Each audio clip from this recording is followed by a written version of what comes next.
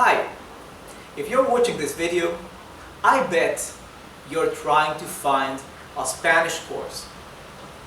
In my channel, I'll be uploading regularly Spanish video lessons, beginning from the very basics, from the alphabet, Spanish phonetics, how to pronounce, and we'll start advancing it going through more complicated grammar, conversation lessons, dialogues, and I'll be feeding you with some tips that will really help you to be able to catch grammatical rules in a more natural way. So I want to invite you to join us and be part of our Spanish community. Questions and doubts and feedback and suggestions are also welcome. So thank you, and I'll be waiting. Hi, welcome to my second video on SpanishFreeLessonsOnline.com. Here we will review the Spanish alphabet, and I will show you how to pronounce, how to say each of the Spanish sounds, and you will try to repeat it and try to say it as I say, and that will take you some practice, but little by little, with effort, you will start becoming better at pronouncing the Spanish sounds, like the R, which is very difficult for English speakers, and some others. If you cannot see all what is written here while I teach it, later you can stop the video and try to increase it so you can read. Anyway, I will be saying it aloud, so it's not really that critical if there is something that you cannot read over here. Well, now I will start by reviewing every one of the Spanish letters. The first letter is A. Okay, look. Here is the letter, and here I have written down how it should be pronounced, reading it in English, so as to imitate the sound in Spanish. So we have A. You would pronounce it A. So it's an open sound, right? It's not A, it's A. B. C. Che. Why is this? Our C sound, when letter C goes together with a H in Spanish, that forms the sound ch, same as in English. So this is considered like an independent letter in the alphabet. This is che, D, E, F, G. Now look at this. You can see that to transcribe this sound in English, I have used H, E, H. In English, this would sound he, right? That would be a smooth, soft sound from the throat. That's right, like the English H. He. However, we don't have that smooth sound in Spanish. For G and for J, the sound is right? It's a rougher sound. It's not like H in English. It's so this is G.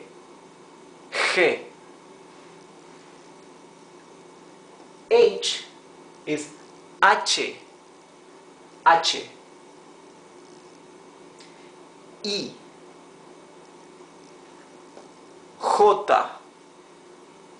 You see again the rough sound. It's not J with the smooth H sound of English. It's J. J. K. L. Elle. Again, we have something similar to the CH, right? This is considered an independent, separate letter in the Spanish alphabet. Double L has its own pronunciation. It would be il, similar to the GL in Italian. So this would be elle, right? In some Spanish-speaking countries like Argentina and Uruguay, the sound would be sh, but for most other countries it's elle. So this would be elle. Later we'll see this. M, N, ñ.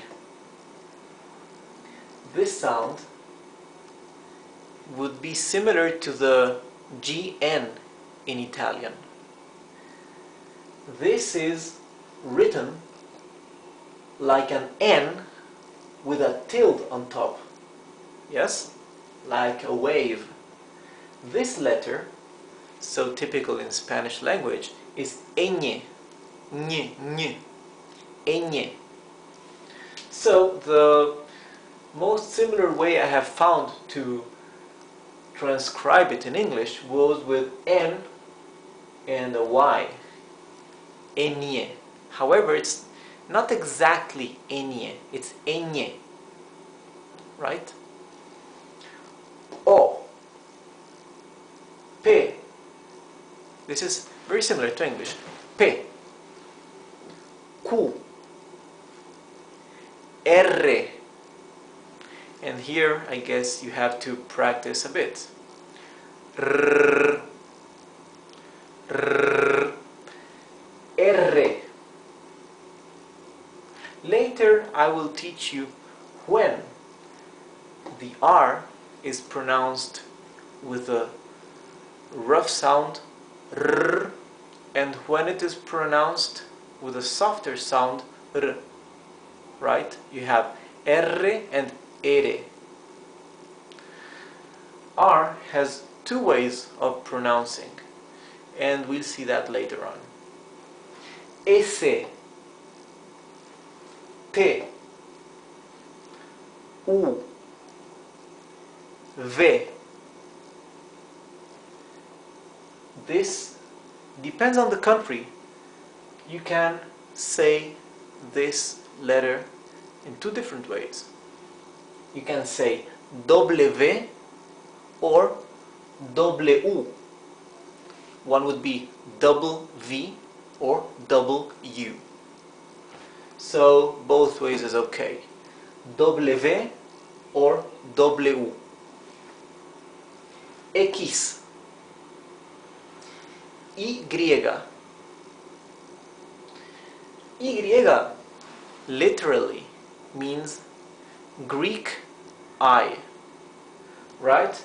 To differentiate it from the simple I, this is the Latin I, and this is the Greek I.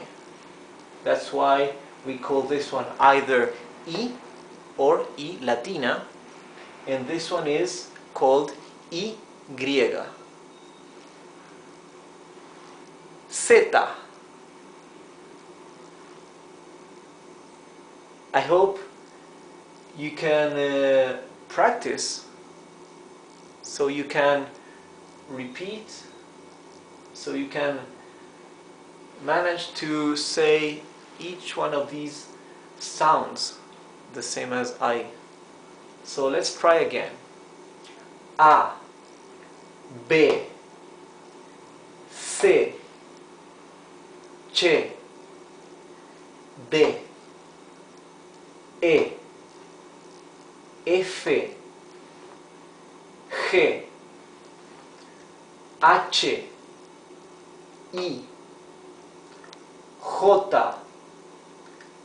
K, L, L, M, N, Ñ, O, P, Q, R, S,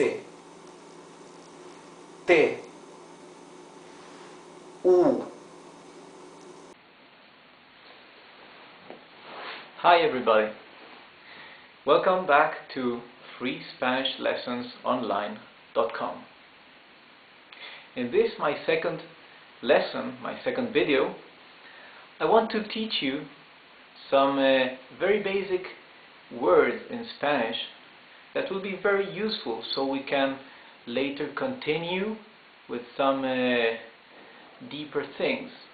In order to teach you some grammar, some sentence building, I first need to teach you some very basic words, that we need, for example, for conjugating, for showing examples. So that's what I want to do in this second video. So let's see this. First of all, if we want to conjugate some verbs, we need to know which are the names of the persons in Spanish. So we have yo would be I. Then we have some Spanish-speaking countries pronounce the Y as sh. Some others, mostly, pronounce it like y. So let's better use y. So this would be yo. Yo would be I. Tú would be you. Let me correct something here. Tú has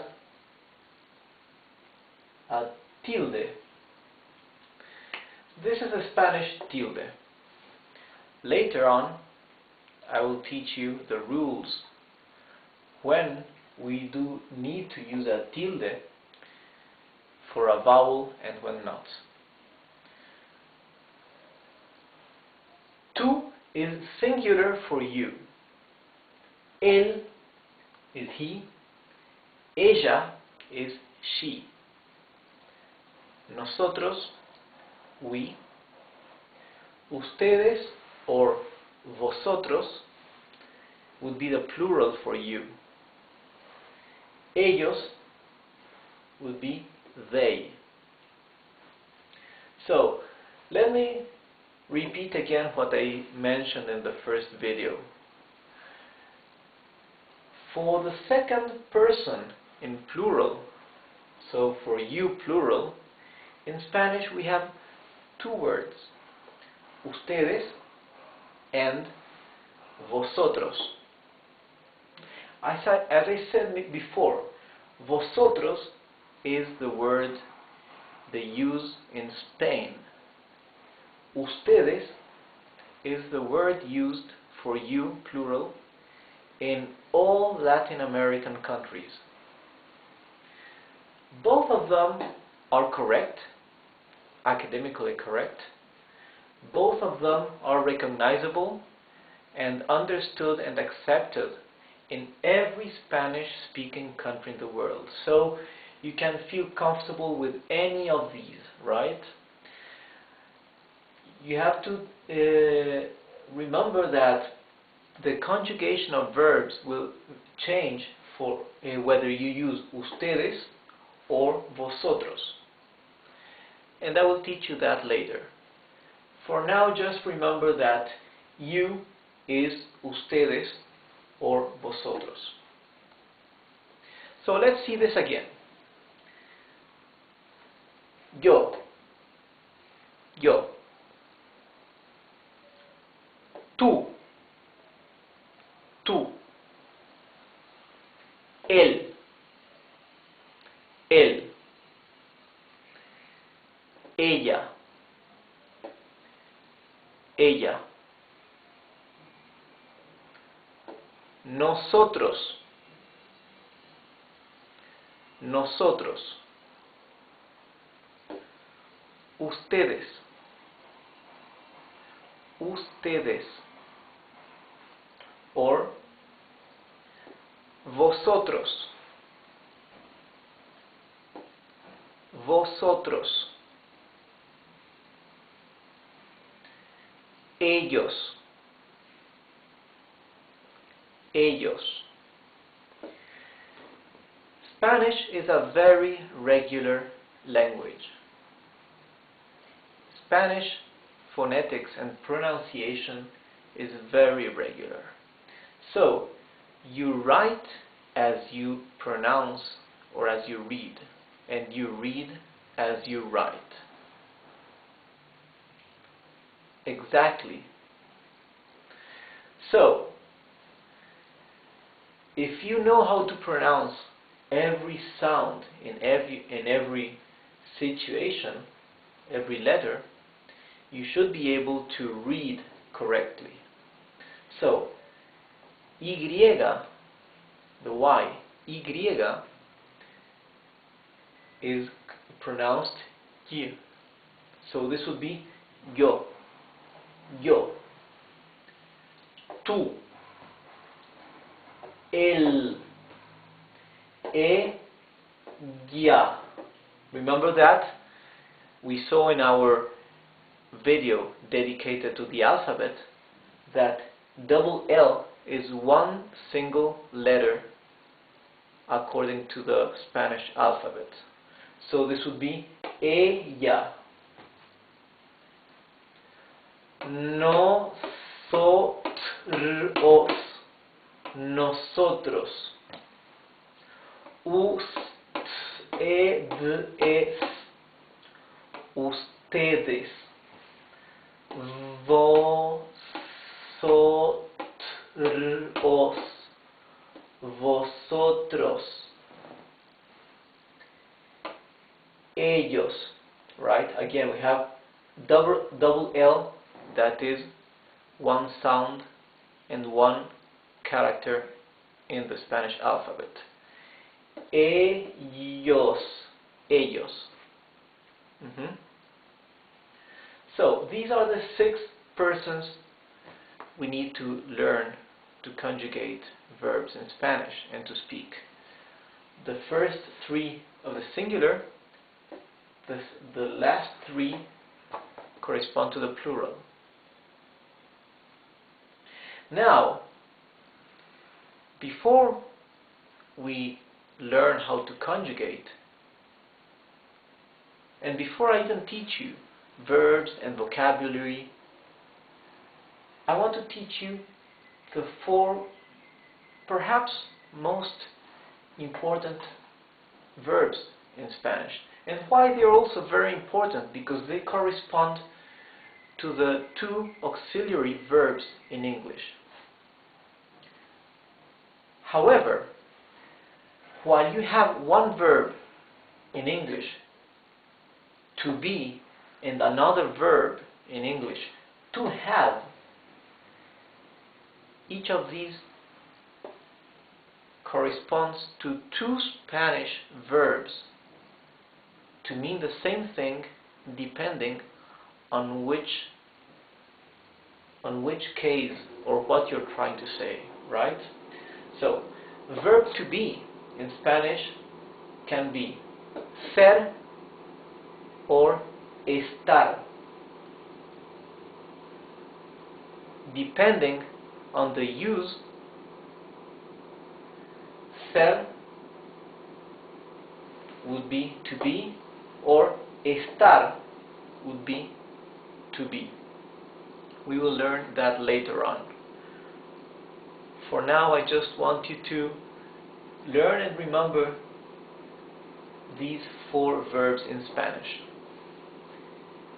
Haber and tener corresponds to the verb to have in English. So, let's read this as in Spanish. I told you, you write as you read and you read as you write. So, ser, ser. Estar, estar. Haber, haber. Tener, tener. Right? These are the 4 verbs I want you to learn today. Check this out. I read this haber. Hello again. So, we were saying that I wanted to show you that this verb, haber, we can see that it begins with letter H. Letter H, A, B, E, R. However, when we read it, we say haber, right? We don't say chaber or haber. That's because in Spanish, letter H is totally mute. So, we don't pronounce the H. We only pronounce haber.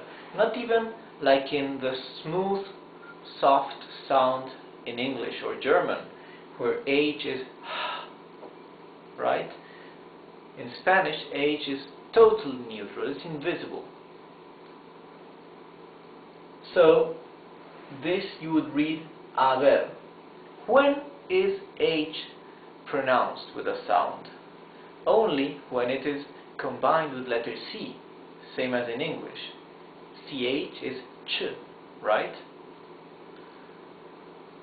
So, let's read this again. These 4 verbs are probably the most important verbs in Spanish. Ser, estar, haber, and tener. Ser and estar correspond to the English verb to be, and haber and tener correspond to the English verb to have. Right now, we won't learn how to conjugate verbs.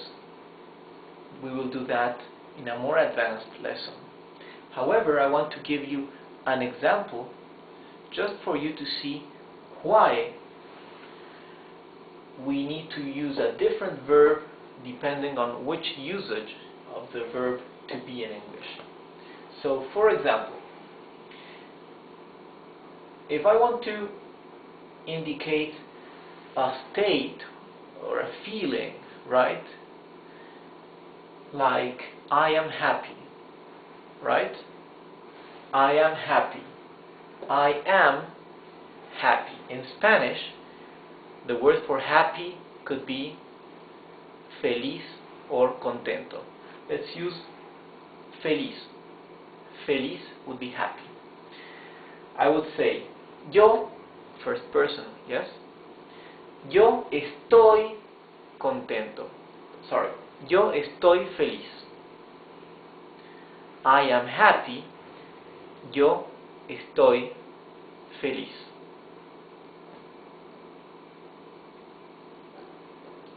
You can see estoy is an irregular conjugation of verb estar. Let's forget that because we will not learn how to conjugate. Just I want to show you that now we have to use verb estar. Now I'll give you another example with verb to be. Something that does not refer to a state, but something more permanent. Let's see. My name is Rodrigo. I will say, I am Rodrigo. Right? In Spanish, we would say, yo soy Rodrigo. So we use again an irregular verb. This time it's verb ser, right? You say, yo soy Rodrigo. So, for the same verb to be, we have to use either verb ser or verb estar, depending on what use.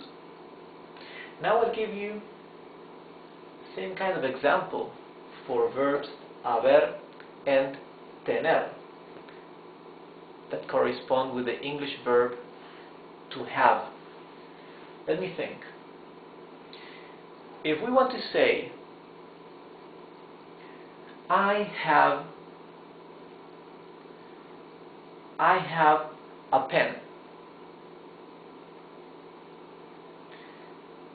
In Spanish, we would say yo, because I is yo. Yo tengo un bolígrafo. Pen is bolígrafo. So, pen, bolígrafo. Un is just the article, indeterminate article. Let's leave that for now. Yo tengo un bolígrafo. I use the verb tener. I have a pen. Yo tengo un bolígrafo. Again, it's an irregular verb, so it's more difficult. Now, I will use the verb to have again, but in a different situation. Let me say now, let's use verb to have, but this time to have in its auxiliary form, right? I have made, right? So verb to have is used just as an auxiliary verb. I have made. In Spanish, made is hacer, right? Another irregular verb that would conjugate to hecho. So, I have made would be yo he hecho, right?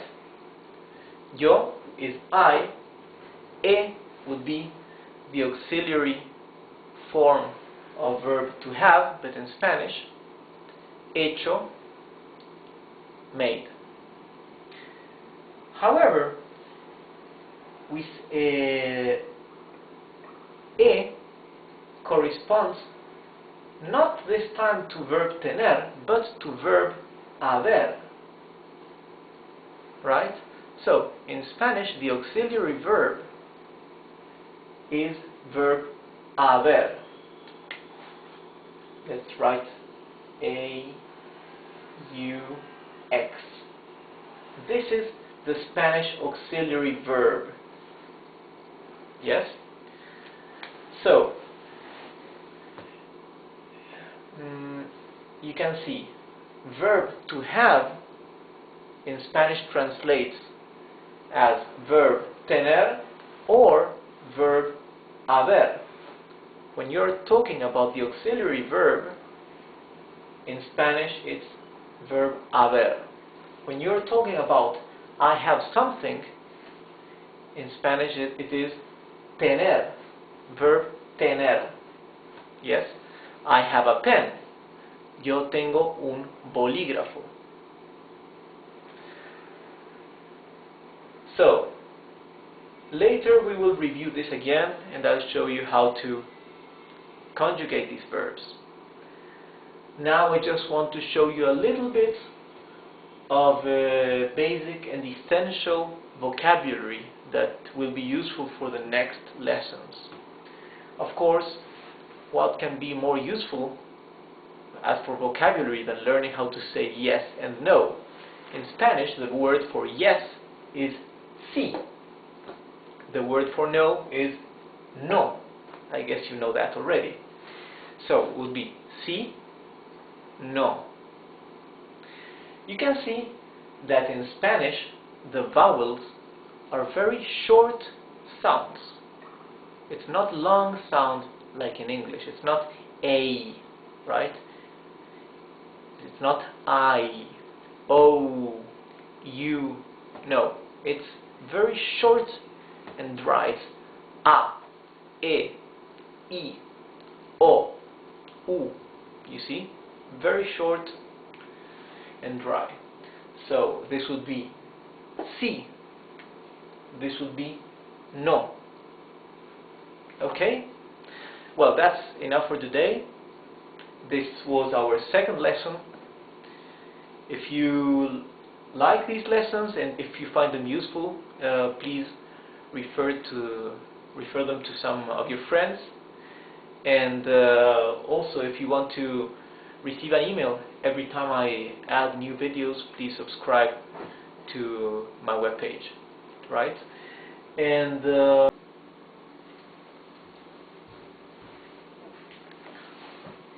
hello guys, we're back with the Spanish Free Lessons Online.com. So I'm happy you're back here again in class, and today we will review some special sounds and pronunciations from Spanish. So in this video I will show you how we will pronounce, how we will read the following letters, right? And I'll try to give you an example for each case. This is not actually to teach you vocabulary at this point, because this is one of the first videos, but it's very basic that you learn how to read some consonants and some vowels. That will give you an idea of how these sounds are pronounced, and later on we will be able to pass to deeper topics. So let me start. I will first show you how each one of these sounds is read or pronounced, and then I'll probably make a second part to this same lesson where I will give you an example for each one of these cases, so you can see it in a more practical way. You can understand what I mean with each pronunciation. So first I will read these, and then I will post video number 2 for this lesson, and I will give you specific examples of words for each one of these examples. Okay? So let's start. We have where do I have a pen? Here. So we said we have the R in Spanish has a very rough sound. It's R, right? So different from English R that is so smooth. And we have actually two different sounds for the R in Spanish. One is the smoother sound would be R or R.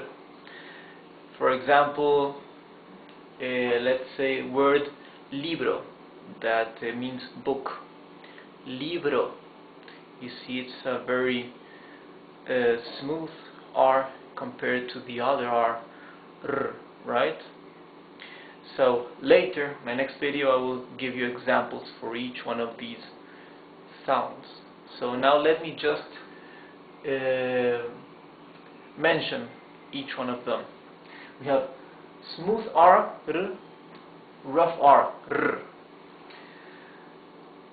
We have the R is rough, R, like that, in two cases. One, when the R is at the beginning of the word. When it's the first letter in the word, it's R.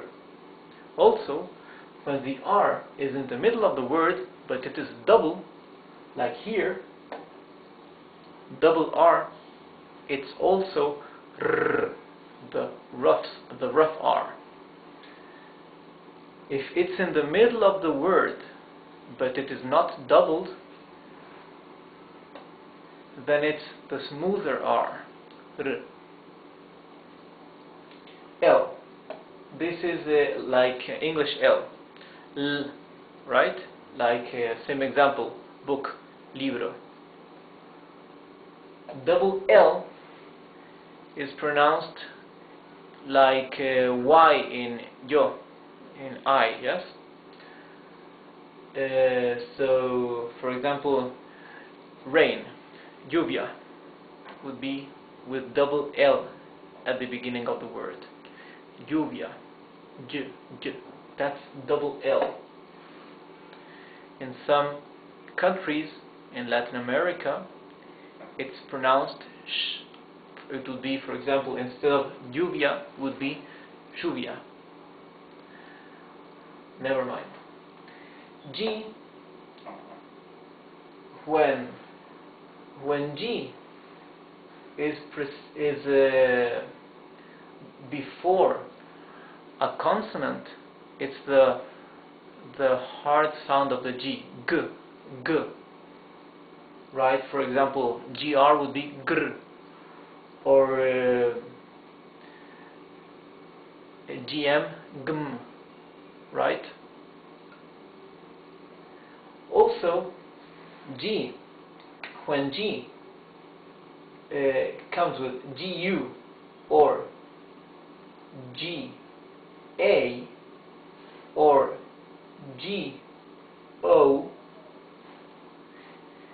the G has the same hard sound, would be gu, ga, go.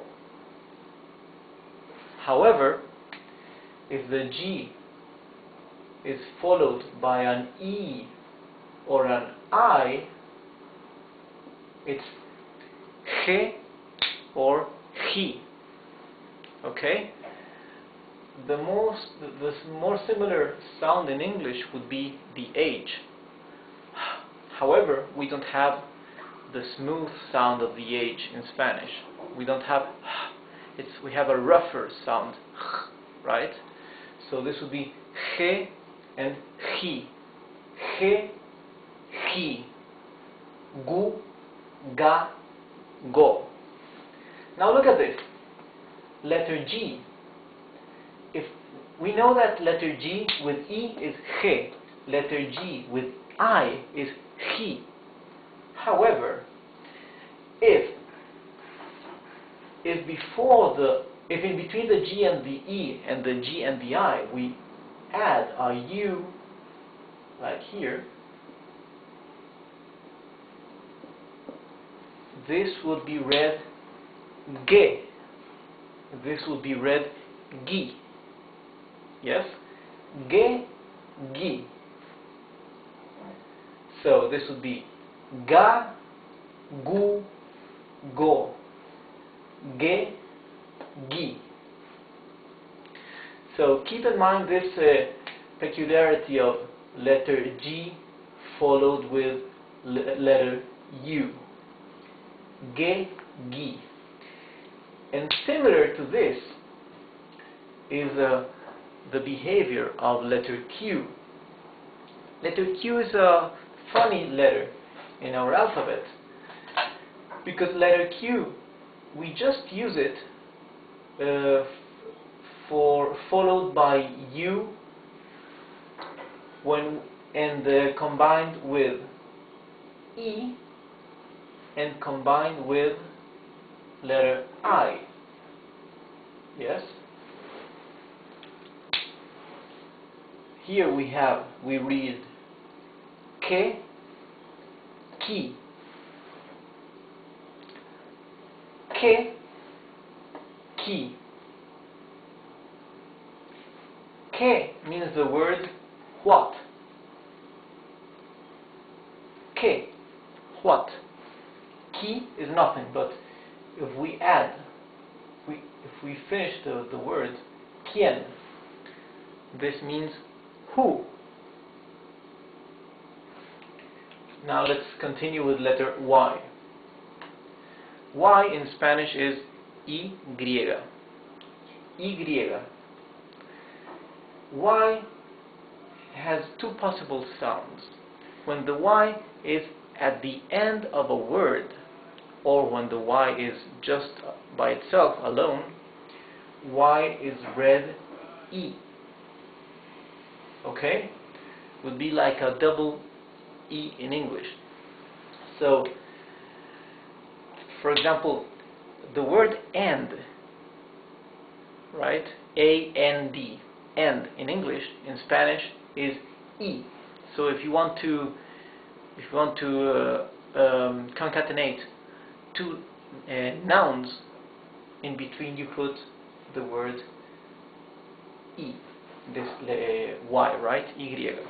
For example, you want to say a book and a pen. That would be un libro y un bolígrafo.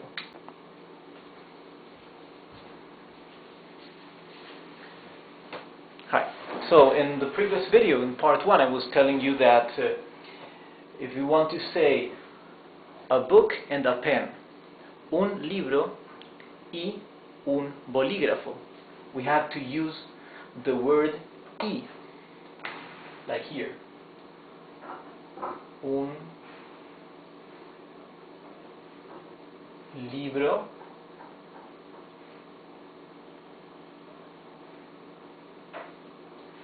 y un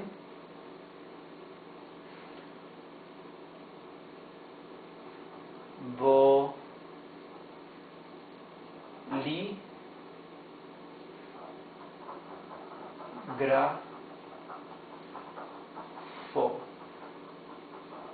Okay. Un libro. Un libro. This means a book. Y un bolígrafo. This means and a pen. So as you can see, the letter Y, this is a word by itself, okay? That means this is the same as A, N, D in English. So, when this is a word by itself, or when it is the last letter in a word, it is pronounced E. E. However, when it is followed by a vowel in the same word, like here, for example, look, this is yo. You see, it's a different sound. It's not E, it's J. J. It's yo. Yo. Let's see if you can copy, if you can reproduce that sound. Yo. Yo. Yo. Yo is the first person of the singular. It's I. I. Yo. Yo. Yo. Okay? Now, letter W. This is W or W. W or W. Depends on the country. They say it one way or another, but it's the same thing. Never mind. So, W, this is a word that the letter W exists officially in the Spanish alphabet, but it's used exclusively for imported words that come from other languages. For example, show. Okay? There is a Spanish word for show. However, these words that are incorporated into Spanish and are also accepted in Spanish language, they keep the letter Y, like I said, show. Okay, I don't need to explain what this is because it's an English word. Also, whiskey. Okay. Well, you know how to spell whiskey. Whiskey, for decades, for many years, the English word was incorporated into Spanish and accepted by the Real Academia, the official institution of Spanish language, and it kept the letter W. Later on, it was Spanish. It converted the word into something more Spanish. So now there is an official word that I don't like it very much, but it's the official word in Spanish for whiskey. That would be this: whisky. Okay? Later I'll explain to you why letter U has these two dots there. We'll see that in another lesson. So, well, as I was telling you, W is used in Spanish for words that come from other languages. Okay? Now letter C.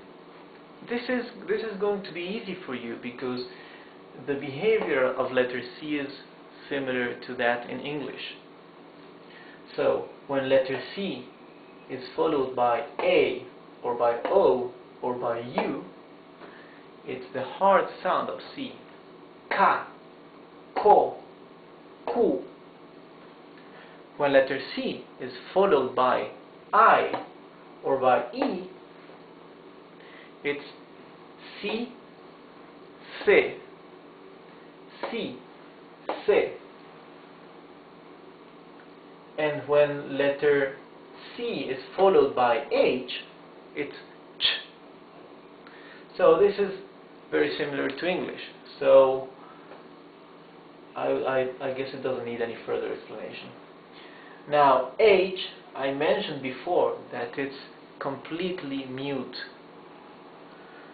So it doesn't even have the smooth sound of the H in English. Not even that. This is absolutely mute, except when it's preceded by C. Now letter X. Letter X is a very similar case as with W.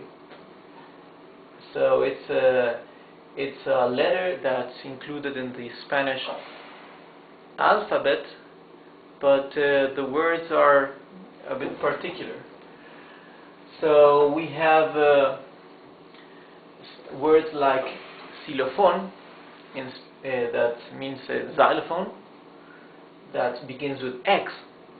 Then we have axioma. That's a letter. It's a word that also comes from another language. Axioma, x, x. This is with X. X.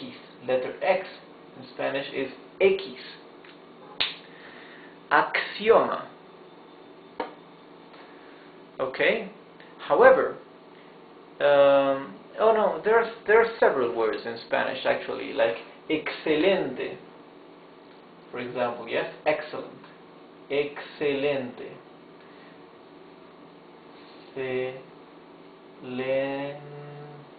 Later we will see more examples for each of these sounds. You can see excelente. This is not an easy word for somebody who's just beginning to study Spanish, because you can see it has a combination of X and C, right? But I just want to show you that X can be used at the beginning of a word or in the middle of a word also. Okay? Well, now in my next video I'll give you some examples for each of these sounds. Okay?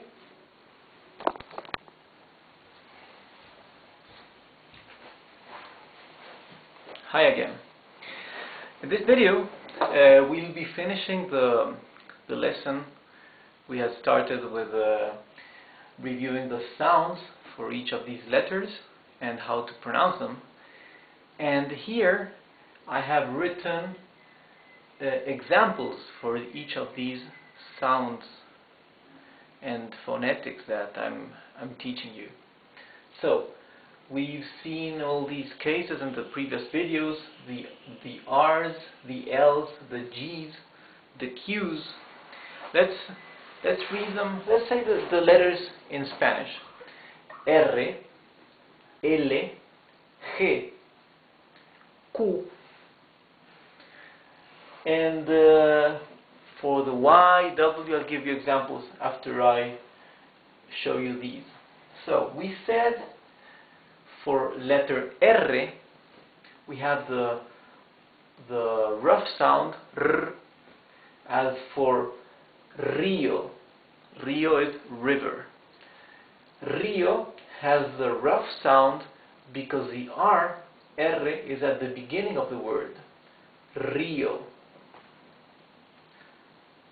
However, if the R is in the middle of the word and is not doubled, it's a smoother sound. Aro. You see, it's smoother. Aro. This means ring. Ardilla or ardilla. Ardilla. Ardilla means squirrel. You can see it's a smoother sound. Ardilla. It's not ar, it's ardilla. Now, when the R is doubled in the middle of a word, it's the same rough sound as the R at the beginning of the word. So this would be arreglar. Arreglar. Arreglar.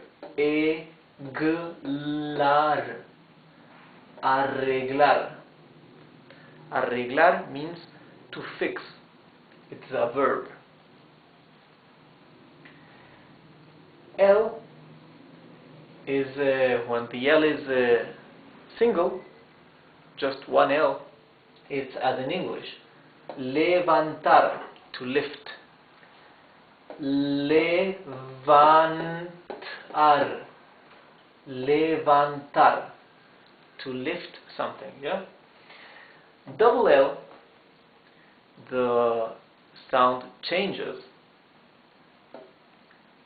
No matter if it's at the beginning of a word or in the middle.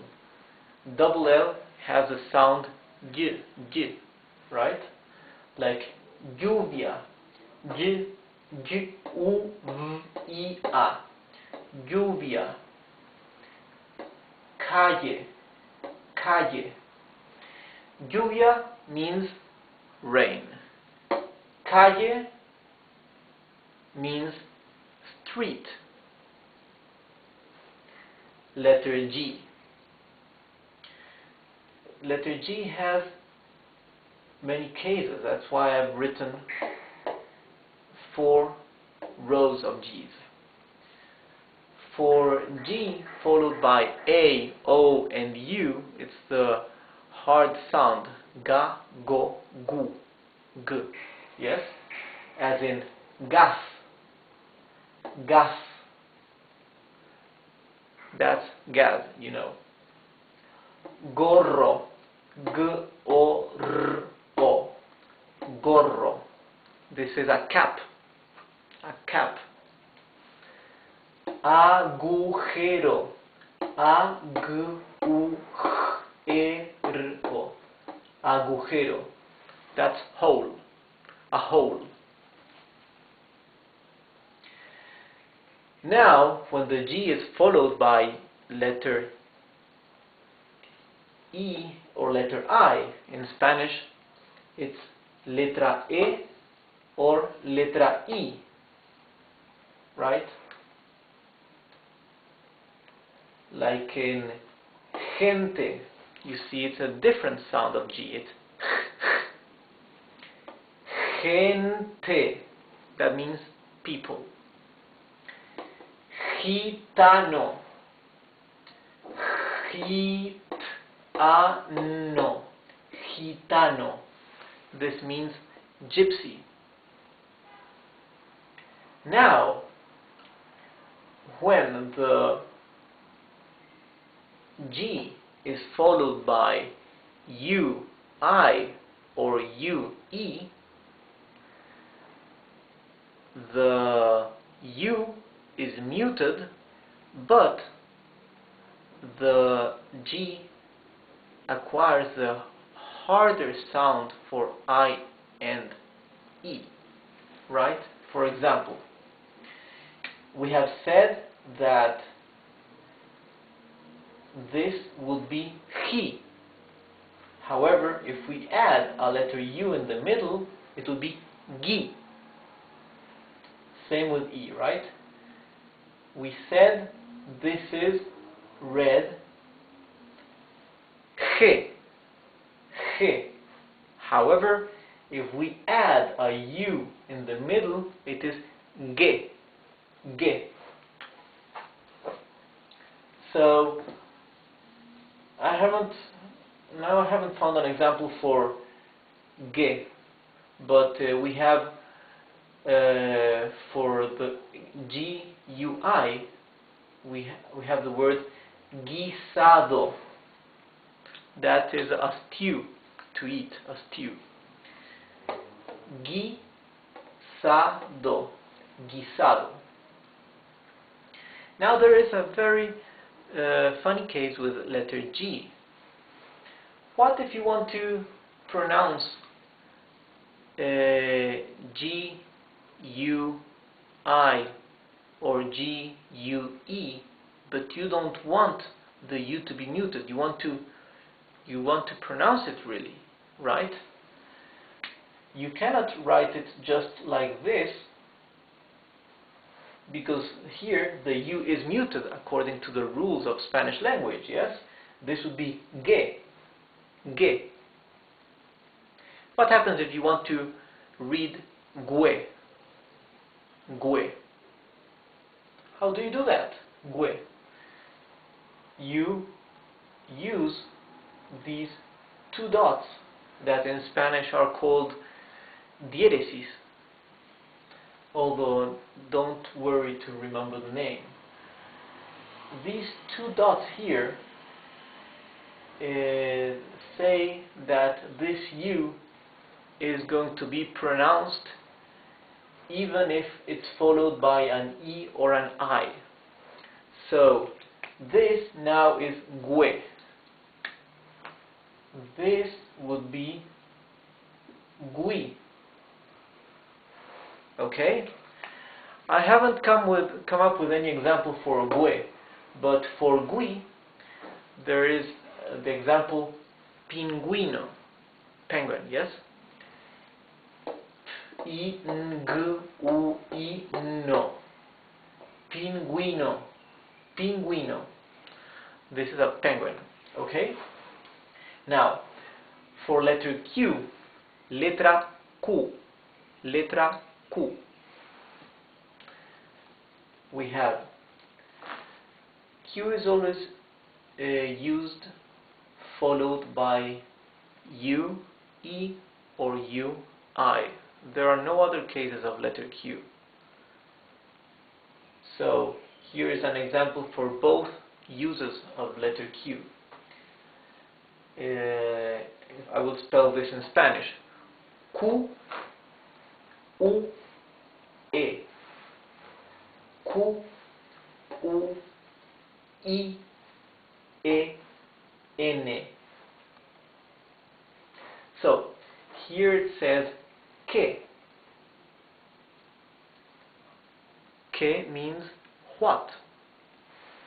Here it says quién. Quién. Quién means who. You can see that the U is muted. You don't read this que. You read this que. So, this is que and this is quién. The U has no sound. If you want to read the U, if you want to say, let's suppose we want to say que. Que is not a word, it doesn't exist, but If we want to say the word que and write it down, we will not use Q, we will use C. Okay? Here it says que. Right?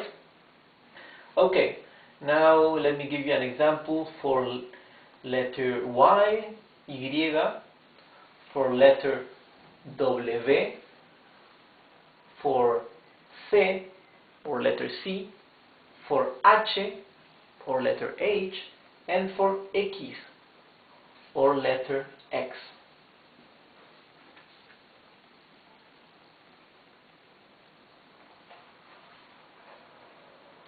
So we said that letter Y, when it's at the end of a word,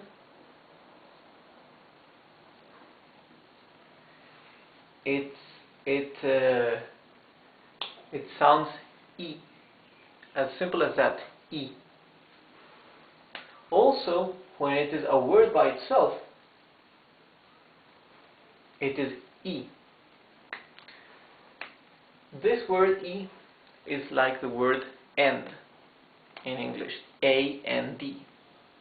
Okay? You would say a book and a pen. In Spanish you would say un libro y un bolígrafo. So,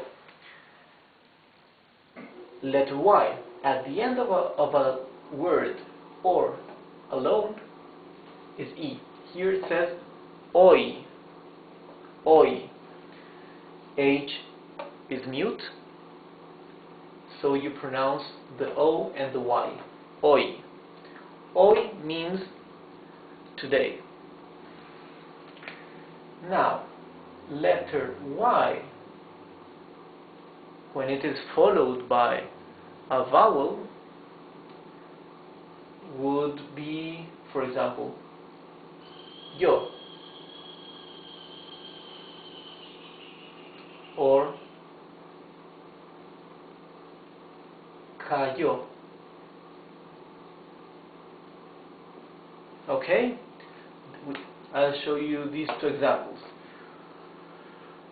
When letter Y is followed by any vowel, the sound is y. Yo, I. Cayó. Cayó is fell. Something fell. Okay? It's a conjugated word. Verb. Something fell. Cayó. Cayó. Yo. I. So, now,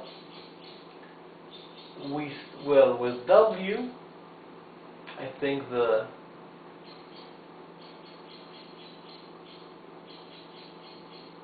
whiskey,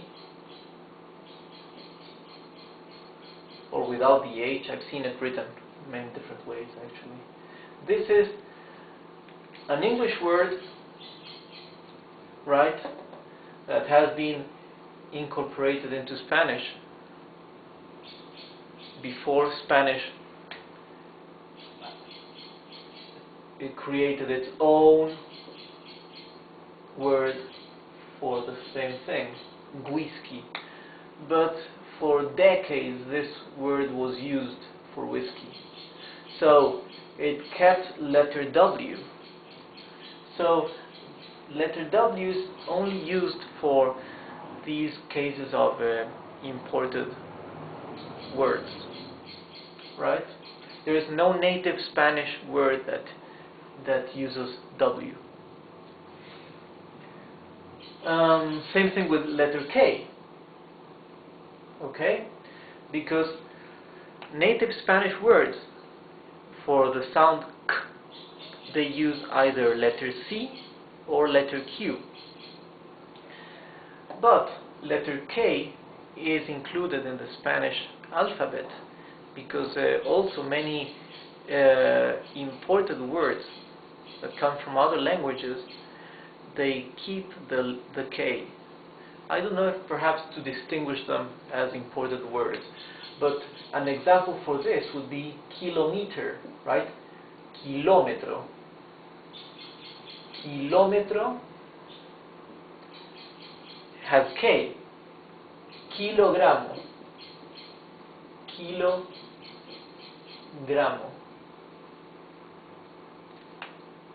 Kilogramo.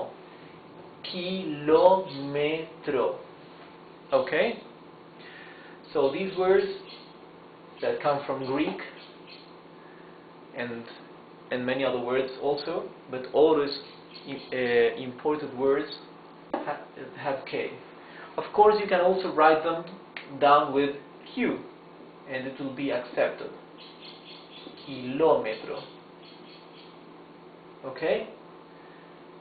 But usually it's written with K.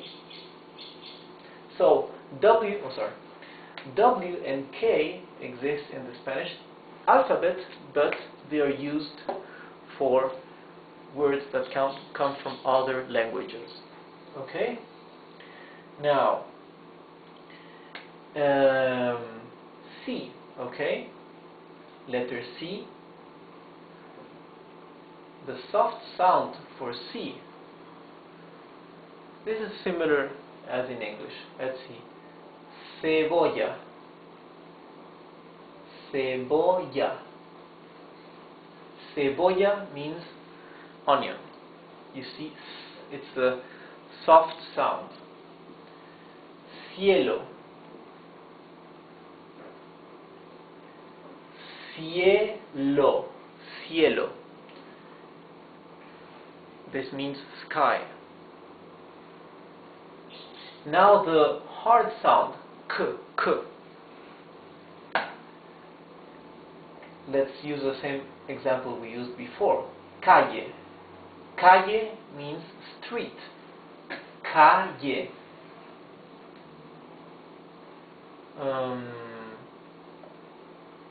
Cosa.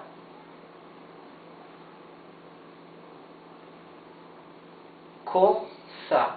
Cosa. Cosa means thing. And cubo. Cubo. Cubo. Cubo means cube. Now let's a case with CH, same as in English, would be chocolate. Chocolate.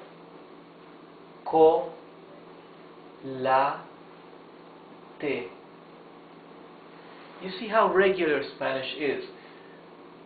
You write as you read as you write. Chocolate. Even the accent in the right syllable, you can always know.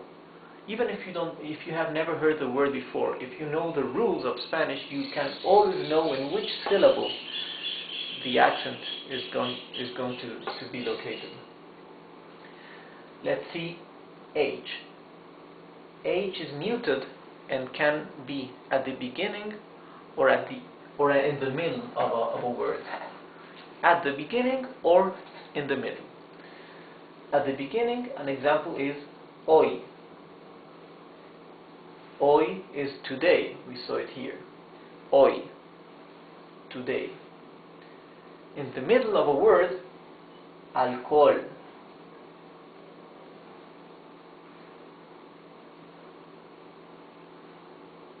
Alcohol. You see, in both cases, the letter H is completely mute. Hoy, today. Alcohol. Alcohol. Alcohol, yes? It's totally mute. And now for letter X. Also another letter it's a letter. So, our last letter is letter X for today. Letra X. X.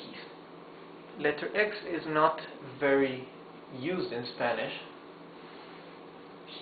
but there are several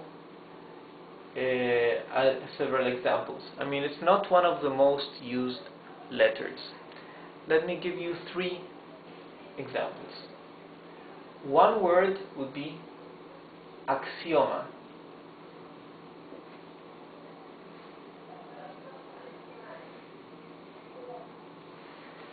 Axioma. Axiom, yes? Axioma. Axioma. So, the sound of the X is X, X, same as in English. Another word, excelente.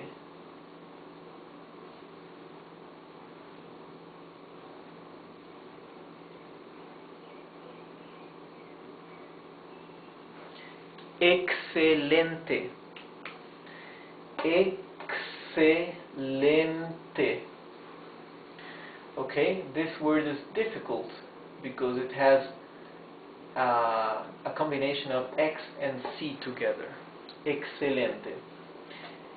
And another word, and this is a peculiar word, xylophone.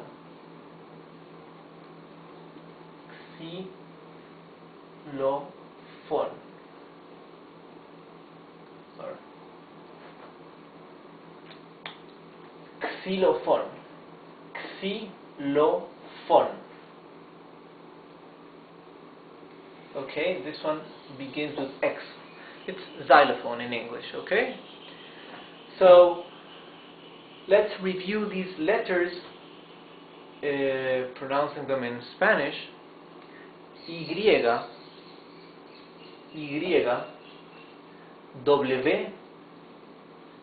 K, C, Ch or CH. The CH is Che. H, X, O, Y, C, A, Y, O, W, I, S, K, E, Y, G, U, I, S, Q, U, I. Okay? Try to do the others. C, E, B, O, L, L, A, C, I, E, L, O. Okay? Double L, you can say L, L or elle, because double L, remember, in Spanish is a letter of itself. Double L is letter elle, elle. So, well, this is enough for today, and well, I hope it was clear enough. So you can watch it again. You can stop it whenever you need to stop if you feel I'm going too fast. You can post any questions or comments in the blog, or go to contact and send me some questions if you have about the course. Later on, I will also post some exercises for you to practice. And if you like the videos, then come back soon to my website, because I will be posting new videos, and also recommend it to your friends if you know anybody wanting to learn some Spanish. Okay? Well, so have a nice day, and I see you soon.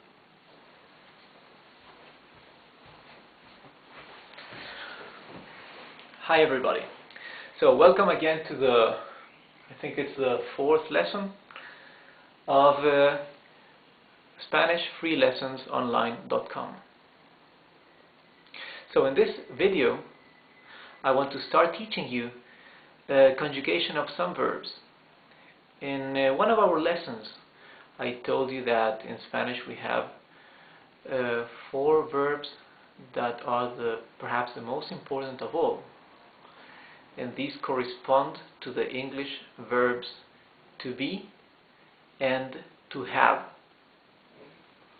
Well, now today we will learn how to conjugate in the present tense only the verbs that correspond to the English verb to be. The verb to be in Spanish has the corresponding verbs ser and estar. These are two different verbs. So, when to be refers to the more permanent state, we would use verb ser in Spanish. S-E-R. Ser. When we refer to verb to be in the transitory state, in Spanish we would refer to the verb estar. Estar. Okay? So, what do I mean with permanent state or transitory state? Actually, those are expressions I came up with because I don't know which would be in English the right way to call it. But this is what I mean. You know that when you're using the verb to be, you can refer to something more permanent as I am your teacher. Okay? Or I am Rodrigo, when you refer to somebody's name. Okay? This would be a more permanent state, and in Spanish corresponds to verb ser. S-E-R. S-E-R. Ser. Now, when you're using verb to be in its more transitory state, then in Spanish corresponds with verb estar. Transitory state, like for example when we refer to a state, to a feeling or a state of mind. For example, I am happy today. Or let's see, what examples they give you with ser? I said I am Rodrigo and I am your teacher. Okay, yeah, that's something more permanent, yes? So, something more less permanent or transitory. I am happy, right? A state of mind or a feeling that would correspond with verb estar. You can say I am sad, or I am growing, or even when you use verb to be as an auxiliary verb, okay? An action that you are doing, that's also something transitory. That in Spanish also corresponds with verb estar, that will also assume the function of auxiliary verb, same as verb to be in English. So you would say, I am running, okay? In Spanish you would use estar, yo estoy corriendo, okay? So keep this in mind and remember that verb to be, as when referring to a permanent state, is verb ser. Verb to be, when referring to its transitory state or function, it's verb estar. Okay? So, in Spanish, verb is verbo. Verbo ser, verbo estar. Okay? Now, let's start to conjugate. Yo soy. That means I am. So, sorry. This first part is conjugation present for verb ser. The lower part of the whiteboard is conjugation of verb estar. Oh, so let's begin with verb ser. Yo soy. Tú eres. Él es. Or ella es. This means I am. You are. He is or she is. Él means he. Ella means she. Nosotros means we. Vosotros or ustedes is you, plural. Ellos means they. Ellos, they. So we have first three persons of the singular and the three persons of the plural. Now look at this. For you, plural, right? You in the plural, in Spanish you have two accepted ways. Vosotros and ustedes. Vosotros is what is used in Spain. Vosotros. Ustedes is what is used in all Latin America. Both ways are accepted, both ways are fine, so you can just try to focus more on what is easier, more comfortable for you. The conjugation for vosotros or ustedes is different. Vosotros has a conjugation of its own. Ustedes conjugates exactly the same as ellos, as they. Okay, that's why I drew these two lines here, because the second and third person of the plural, if you use ustedes, the Latin American way, they conjugate the same.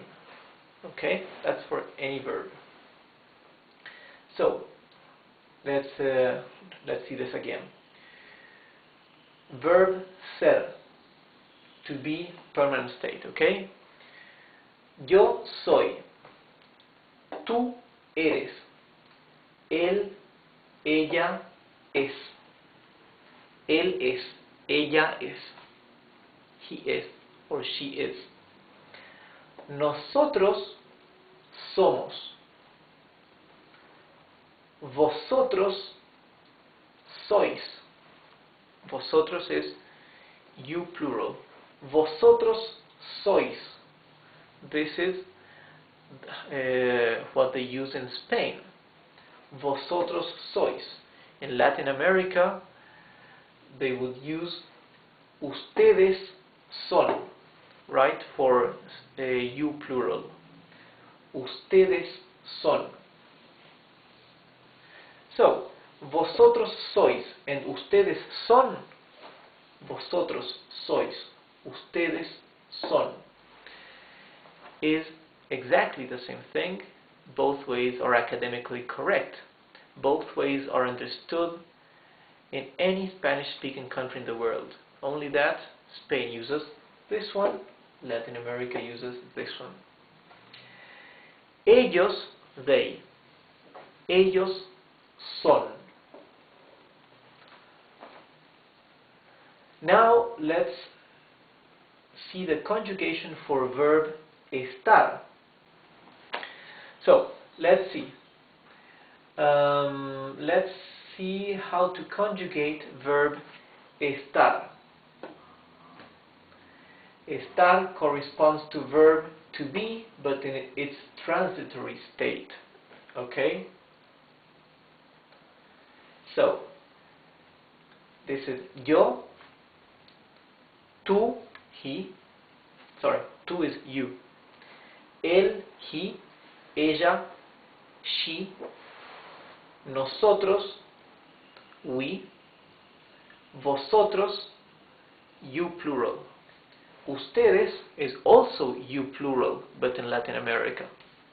And ellos is they. So, for the difference between vosotros and ustedes, I mentioned it in the previous video, okay? So just, I hope you watched the first part of this lesson, the first video, because I mentioned that vosotros is used for in Spain, while ustedes is used in Latin America, but both ways are accepted everywhere. Just have in mind that the verbs conjugate differently whether you use vosotros or ustedes. Vosotros has a conjugation of its own, and ustedes uses the same conjugation as ellos. They, ellos. Okay? So let's see this. Verb estar. Yo estoy. Tú estás. Él está. Or ella está. Ella means she. Está. Nosotros estamos. Vosotros estáis. That's you plural. Vosotros estáis. The other way for saying you plural is ustedes. Means the same thing as vosotros. But ustedes, you don't say ustedes estáis. You say ustedes están. Okay? And they, ellos. Ellos están. Ellos están. So let me give you an example. So when we said earlier, let's use verb ser with we use it for feelings. No, sorry, not for feelings. I mean for something permanent, like something, a profession, or your name, something that's not transitory. For example, I am a lawyer, or I am Rodrigo, my name. In Spanish you would say, yo soy abogado. Abogado means lawyer. Or yo soy Rodrigo. Yo soy abogado, lawyer. Tú eres abogado. Él es abogado. Ella es abogada. Because nouns and adjectives in Spanish are masculine and feminine. So, abogado, if you refer to masculine, is abogado, but if you're referring to a woman, it's abogada, it's feminine. We'll see that in another lesson. Nosotros somos abogados, plural, with S. Vosotros sois abogados. Ustedes son abogados. Ellos son abogados. That means they are lawyers. Okay? Now with verb estar, which means to be in its transitory state. So something less permanent than somebody's name or somebody's profession would be somebody's state of mind. Yo Yo estoy preocupado. Let's see. Preocupado means worried or preoccupied, okay? Worried. Preocupado. Let's see. Yo estoy preocupado. Tú estás preocupada. Preocupado. If I'm referring to a man, it's preocupado. If I refer to a woman, preocupada. So, él está preocupado. Ella está preocupada. Ella is a woman, she, so it's feminine. Nosotros estamos preocupados. Vosotros estáis preocupados. Ustedes están preocupados. And ellos están preocupados. Here, for the plural, also applies masculine and feminine. So, if I'm referring to vosotros, if you, for example, second person plural, if it's feminine, it would be vosotras, okay, with a. Nosotros, we, if I'm referring to a feminine group, would be nosotras. Ustedes does not change, right? But ellos, you see that has an O, that refers to masculine.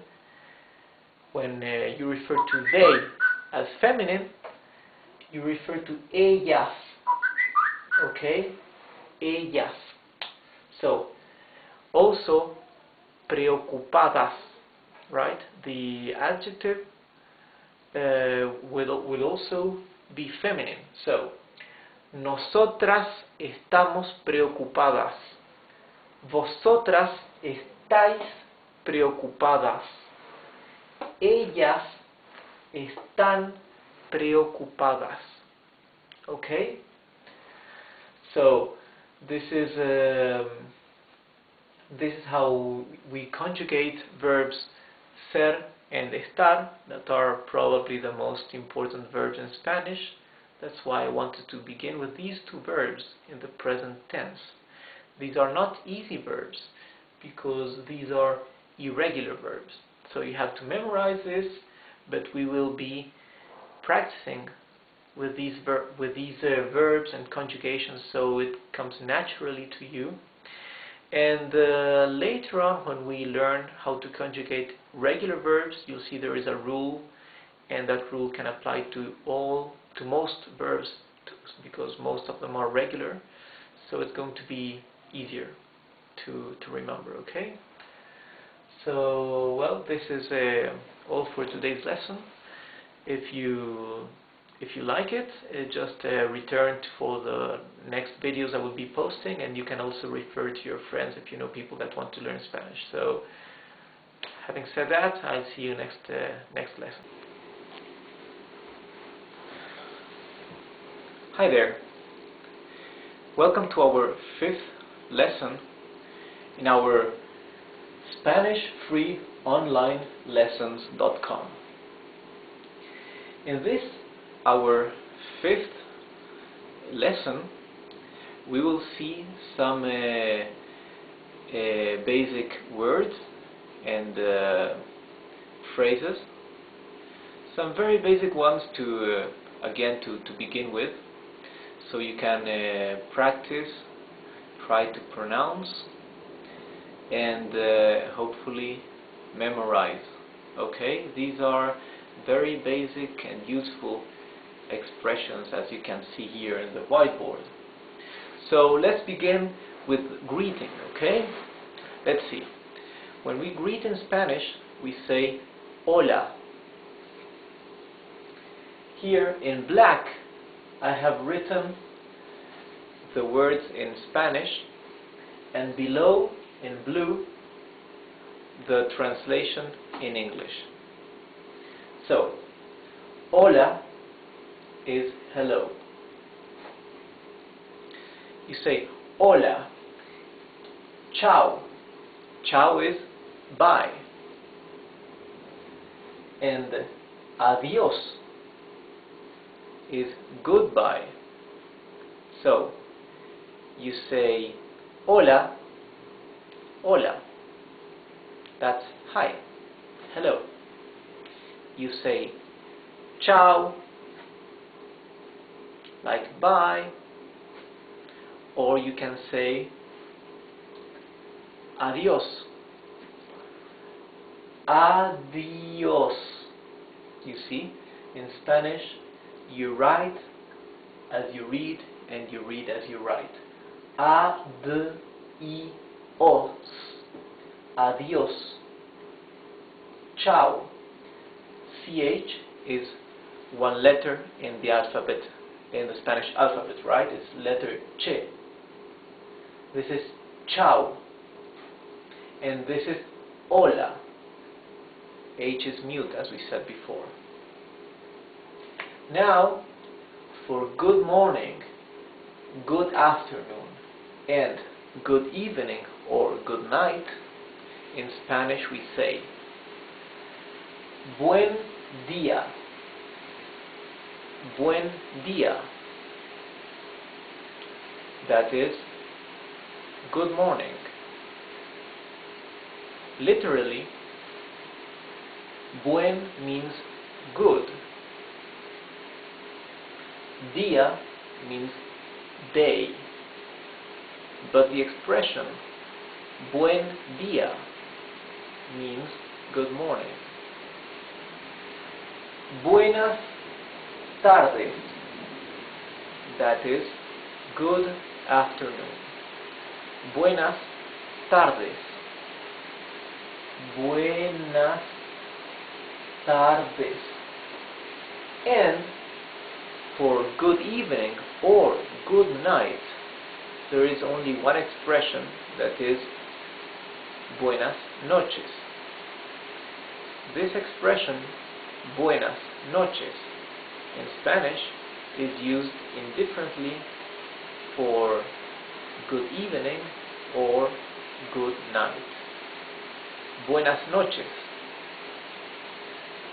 Buenas noches.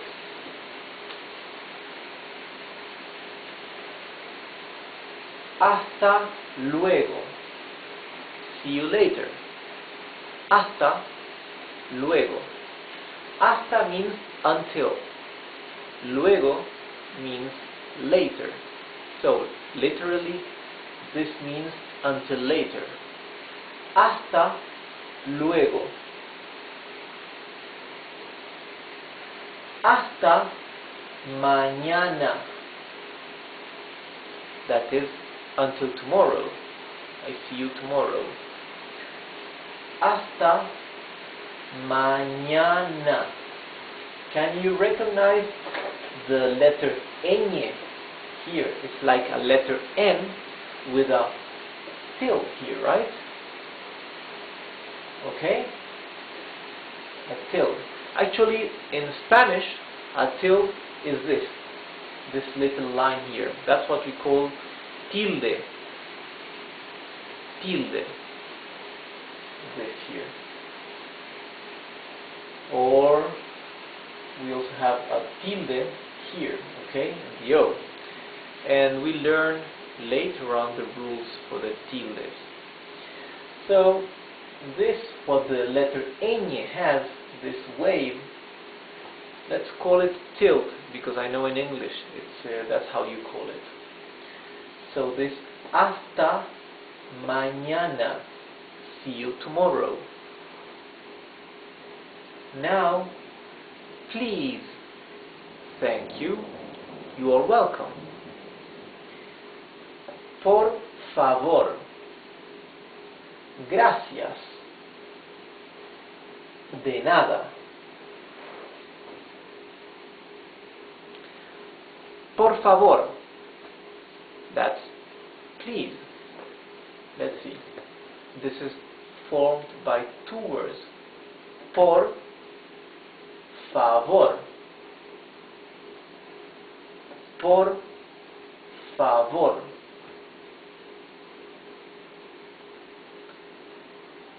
Gracias. Gracias. That means thank you.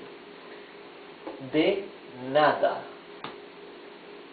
You are welcome. Literally, this means of nothing. De nada. De nada. You are welcome. ¿Cómo está usted? Here we have three words. That means, how are you? But now pay attention at this. For referring to the second person of the singular, you, in Spanish we have a formal way and an informal way. Usted would be the formal way or formal mode. Tú would be the informal, okay, for you informally. Tú. This is what we've seen in the previous lesson when we studied or when we saw the or at least we mentioned the conjugation of some basic verbs like to be and to have. I think we only did to be. Okay, let me mention this. Although later we'll see this in more detail. Okay. Tú and usted mean the same thing, although one is formal, the other one is informal. Okay. When you talk to somebody with more respect, with whom we don't have enough confidence in Spanish, we refer to that person as usted. Okay, for formal you. If it's a friend or somebody we know well or a relative, or we use tú. That's informal you. However, the conjugation of the verb that accompanies the subject the conjugation will be different if we use usted or if we use tú. Actually, when we use usted, we conjugate the verb as we would for the third person of the singular. So for he or she, that would be for él or ella. Okay? Él, ella, he or she. That third conjugation of the singular will be the same for usted. Okay, let's go back to this. How are you? Formally would be ¿Cómo está usted? ¿Cómo? Okay, so we were reading how are you? Formally would be ¿Cómo está usted? ¿Cómo is how, literally. Está means are, okay? Usted is formal you. Would be ¿Cómo está usted? Now, if you want to say the same thing but informally, that's what we usually use more in a conversation, we would say ¿Cómo estás tú? ¿Cómo estás tú? And you can see that we have changed usted for tú, right, for informal you. But also the conjugation of the verb, as I said before, changes, right? Está and estás. And that's because estás would be the present conjugation of verb estar for the second person of the singular, you. But, as I told you, if you use the formal mode, usted, the conjugation that is used is the same conjugation you use for él or ella, right? So let's see. If we replace usted for él, that means he, we would say, ¿Cómo está él? How is he? And if we use usted, it's the same conjugation of the verb. ¿Cómo está usted? ¿Cómo estás tú? How are you? So we would reply to this question, very well, thank you. And you? Muy bien, gracias. ¿Y usted? That if we want to ask back informally, or else we can say ¿y tú? ¿Y tú? Let's see again. Muy bien, gracias. ¿Y tú? If we say it slowly, letter by letter, would be muy bien, gracias. ¿Y usted? Or ¿y tú? Muy means very. Bien is well. Gracias, thank you. Y is and. Usted or tú means you, formal or informal. Now, look at this. This is something very minor, but this is the proper way of using the sign, the question signs in Spanish. You open the sign, the question mark, and you close it, right? In English, you just use a closing mark at the end of the sentence. In Spanish, the right way of using it is you have to open the question mark where the question begins, and you close it where the question ends. As here I opened it and I closed it. Okay? That's the right way. That's what you will see written on essays, books. That's how people should write. Although for matter of simplifying the writing, people in emails and chats, now they are mostly avoiding the opening sign mark. Okay, but just wanted to let you know how it should be. So this is the end of our fifth lesson, and I hope it was useful. So just come back to watch my sixth lesson when I post it very soon. Okay, thank you, and have a nice day.